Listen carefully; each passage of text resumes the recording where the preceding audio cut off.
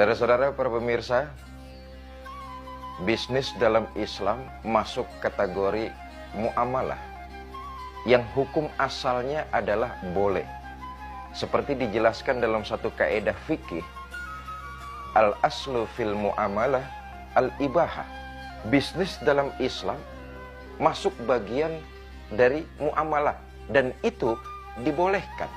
Perkembangan bisnis sekarang ini, baik sistem maupun budaya bisnisnya, sudah sangat pesat dan cepat. Maka diperlukan improvisasi, inovasi, teknik, dan mediasi dalam dunia usaha perdagangan. Dan Islam memberikan jalan untuk itu semua. Maka dunia usaha, bisnis, perdagangan dalam Islam boleh dan memberikan ruang untuk melakukan perniagaan. Tetapi kemudian asal perniagaannya, asal bisnisnya, asal usahanya tidak keluar dari jalur-jalur syariat agama. Seperti penanya tadi, apa hukumnya dalam agama Islam tentang multi-level marketing? Saudara para pemirsa, pakar marketing mengatakan ada 3 macam jenis pemasaran. Pertama, marketing eceran. Yang kedua, marketing penjualan langsung kepada konsumen. Ini yang mereka sebut direct selling.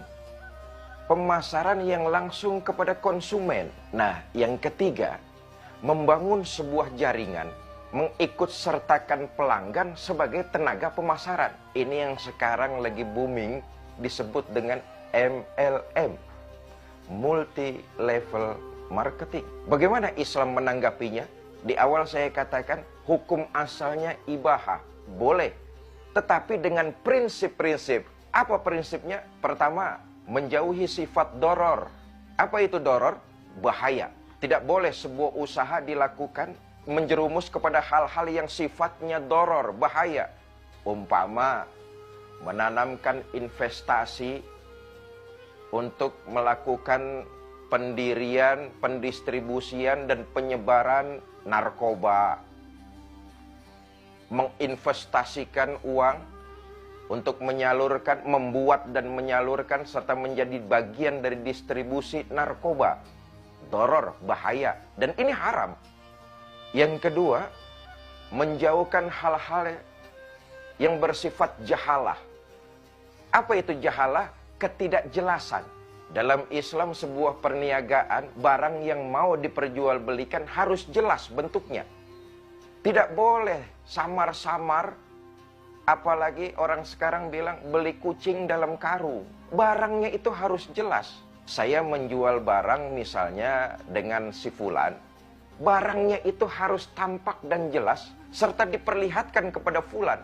Lalu terjadilah transaksi tawar-menawar. Maka prinsip yang kedua, jauhi sifat jahalah, ketidakjelasan. Pembeli dan penjual akan sah bertransaksi kalau barang yang diperjualbelikannya itu tidak jahalah. Harus jelas. Bapak, Ibu, saudara-saudara, para pemirsa yang saya cintai, berkaitan dengan MLM, multi-level marketing. Sistem ini pernah dijalankan oleh baginda kita Nabi besar Muhammad SAW. Beliau pernah melakukan ini ketika awal-awal berdakwah di Mekah. Dakwah yang dilakukan Nabi itu multi-level marketing. Dari mulut ke mulut, dari orang ke orang, dari rumah ke rumah. Pesannya berantai.